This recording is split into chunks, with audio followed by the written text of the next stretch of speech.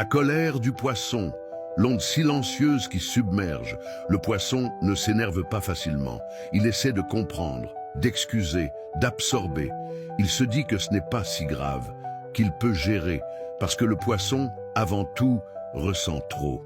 Et quand il est en colère, ce n'est pas une simple réaction.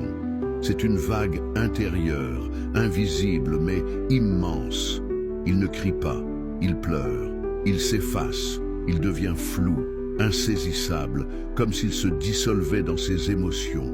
Il peut partir sans prévenir, s'éloigner sans un mot, parce qu'il ne sait pas comment mettre des mots sur ce qu'il ressent. Sa colère, c'est souvent de la tristesse trop lourde à porter. Mais attention, quand le poisson craque, il peut libérer tout ce qu'il a gardé en silence pendant des semaines, des mois. Il pleure, il tremble, il lâche des vérités enfouies, et parfois, ça fait très mal. Non pas par méchanceté, mais parce qu'il ne filtre plus. Et parfois, il devient froid, très froid. Il s'éteint émotionnellement. Et quand un poisson atteint ce stade, c'est souvent qu'il ne reviendra pas. Il aura trop donné, trop souffert. Il part pour se reconstruire. Ailleurs, la colère du poisson, ce n'est pas un cri.